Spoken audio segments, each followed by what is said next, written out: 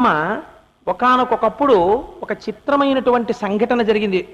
ఒక తల్లి, ఒక మహాపతివ్రత, ఆవిడకి ఒక భర్త ఉండేవారు కాశ్యపుడు అని. ఆ భర్త తెల్లవారితే సూర్యోదయం అయితే మరణిస్తాడు అని ఆయనకు ఒక శాపం వచ్చింది. ఆ శాపం ఇవ్వడంలో ఉన్న ఆశ్చర్యకరమైన విషయం చూడండి. కోపం వచ్చినవాడు వెంటనే ఏదో చెప్పాలి. ఆ శాపం ఇచ్చేటప్పుడు ఆ బ్రాహ్మణుడికి ఎటువంటి శాపం ఇచ్చారంటే, రేపటి రోజు సూర్యోదయం అయితే నీ భర్త మరణిస్తాడు అని శాపం ఇచ్చారు సుమతి భర్త కాశ్యపుడికి. ఇస్తే సూర్యోదయం అయితే తన భర్తకి శరీరం వదిలిపెడతాడు. వదిలిపెడితే తన మాంగళ్యం జారిపోతుంది.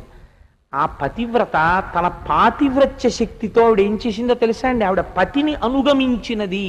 ఎవరు ఆ భర్త? కుష్ఠురోగి. కుష్ఠురోగి అయిన భర్తని సేవించింది ఆవిడ.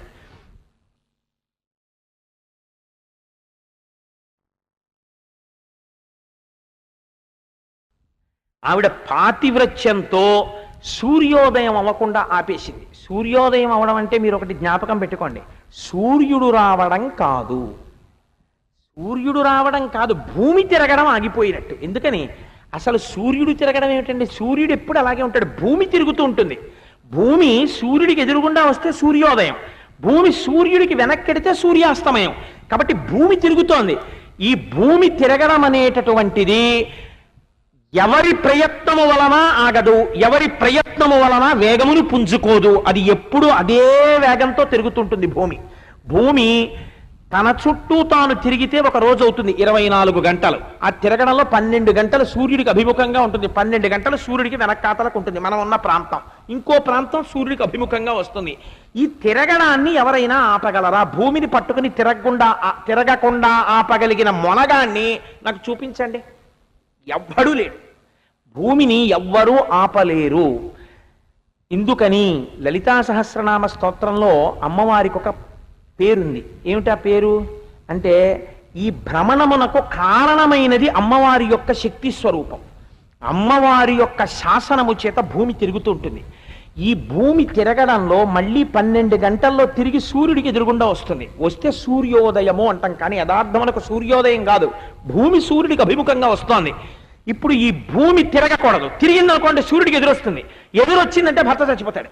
అందుకని ఆవిడ తన తపశ్శక్తి కాదు, పాతివ్రత్యంతో, భర్తని అనుగమించినటువంటి శక్తితో ఆ సుమత ఏం చేసిందో తెలుసా అండి? భూమి సూర్యుడికి అభిముఖము కాకుండుగాక అంటే సూర్యోదయము కాకుండుగాక. సూర్యోదయం అంటే ఏంటి? భూమి తిరగకూడదు. ఎక్కడున్న భూమి అక్కడే ఆగిపోయింది. భూమి తిరగలేదు. తిరగకపోతే ఏమవుతుంది? కొంతమందికి సూర్యుడు ఉండిపోతాడు, కొంతమందికి చీకటి ఉండిపోయింది. ఉండిపోతే ఏమవుతుంది? సూర్యుడు కొన్ని వైపే ఉంటాడు, ఆ ప్రాంతాలకు ఇంకా చీకటి పడ్డ ఉండదు. ఇంకా అదే ఎండ రాత్రి పగలవు. ఇంకా ప్రాణులు ఎలా బ్రతుకుతాయండి? ఇంకొక వైపు సూర్యుడు లేడు, గాఢాంధకారం, నీరు పెళ్ళుబిగిపోతుంది, కటిక చీకటి, అనేకమైన వ్యాధులు పుట్టేస్తాయి. కాబట్టి ఇప్పుడు సృష్టి అంతా తిరగబడిపోయింది భూమి తిరగకపోవడం వల్ల. ఏమిటి కారణం? గబగబా చూశారు చిత్రముఖ బ్రహ్మగారు, వీళ్ళందరూ. భూమి ఆగిపోయింది అండి, సూర్యోదయం ఆగిపోయింది. వెతికారు. తన పాతివ్రత్య శక్తితో భూమి తిరగకుండా ఆపింది. సూర్యోదయం అయితే భర్త మరణిస్తాడు, కాబట్టి నేను ఆపేస్తాను, అసలు తిరగడానికి వీల్లేదని ఆపేసింది సుమతి. ఏం చేద్దామన్నారు? ఇంతటి మహాపతివ్రతని మళ్ళీ నచ్చజెప్పగలిగినది వేరొక పతివ్రతే, అనసూయమ్మ దగ్గరికి వెళ్ళండి అన్నారు. ఇంతమంది దేవతలు పరిగెత్తుకొచ్చి ఆవిడ కాళ్ళ మీద పడ్డారు. పడితే అనసూయమ్మంది, నాకు తెలుసు పాతివ్రత్యం అంటే ఏమిటో, భర్తని అనుగమించడం అంటే ఏమిటో. కుష్ఠురోగి అయినా భర్త సేవ చేసుకోవడం పరమాత్మ సేవ. భర్తని పోగొట్టుకోవడానికి ఇష్టపడదు స్త్రీ. అటువంటి స్త్రీని నచ్చజెప్పి మీరు సూర్యోదయం అయ్యేట్టు చూడమంటున్నారు లోకం కోసం. ఇవాళ ఆ స్త్రీకి నచ్చ చెప్పడం ఎంత కష్టం. కాబట్టి చూడండి నేనేం చేస్తాను అంది ఆవిడ. సుమతి దగ్గరికి వెళ్ళింది. అమ్మా, ఎందుకు నమ్ముతుంది అనసూయ మాట సుమతి? మహాపతివ్రత, ఈవిడికి తెలుసు పతి వైభవం ఏమిటో తెలుసున్న సదాచారవంతురాలు అనసూయ. ఆవిడంది, నీ పతి ప్రాణములకు బెంగలేదు, సూర్యోదయము అవుతుంది, నీ భర్త మరణిస్తాడు, మళ్ళీ నీ భర్త నవయవ్వనంతో బ్రతుకుతాడమ్మా. ఏ కుష్ఠురోగం ఉందో కుష్ఠురోగం పోయి నవయవ్వనంతో నీ భర్తని బ్రతికించేటటువంటి పూచి నాది. చచ్చిపోయిన వాణ్ణి నా పాతివ్రత్యంతో సృష్టికి ప్రతి సృష్టి చేసి బ్రతికిస్తాను, నన్ను నమ్మంది అనసూయమ్మ. ఆవిడంది నేను నిన్ను నమ్ముతాను. ఎందుకు నమ్ముతానో తెలుసా? ఆ తర్వాత వేళ్లు విరిచి వెళ్ళిపోతావన్న భయం నాకు లేదు. ఎందుకని? పాతివ్రత్యం అంటే ఏమిటో, భర్తని అనుగమించడం ఏమిటో, భర్త విలువ ఏమిటో నీకు తెలుసు. అందుకని నాకు భర్తని దూరం చెయ్యవు, నిన్ను నమ్మి భూమి తిరగడానికి అంగీకరిస్తున్నానంది. అంతే, భూమి తిరిగింది, సూర్యోదయం అయింది, ఆయన మరణించాడు. వెంటనే అనసూయమ్మ తన పాతివ్రత్య శక్తితో వృద్ధుడై కుష్ఠురోగి అయినటువంటి ఆ సుమతి యొక్క భర్తని మళ్ళీ బ్రతికించింది. బ్రతికిస్తే ఇంతమంది దేవతలు, సృష్టికర్తలైనటువంటి చతుర్ముఖ బ్రహ్మ, విష్ణువు, మహేశ్వరుడు కూడా మేము చెయ్యలేకపోయిన పనిని ఆవిడ పాతివ్రత్యానికి అడ్డొచ్చిందని భూమి నాపింది, సూర్యోదయం కాకుండా. అనసూయమ్మ తన పాతివ్రత్యంతో బ్రతికించి ప్రతి సృష్టి చేసి మళ్ళీ ఇంతమందిని బ్రతికించింది, ఇంతమందికి ప్రాణదానం చేసింది మహాతల్లి. అందుకని ఈ అనసూయమ్మకి మేమేమి ఇవ్వగలం, అందుకనమ్మా మేమేమి ఇవ్వగలమో నువ్వు చెప్పు అమ్మా అని అడిగారు.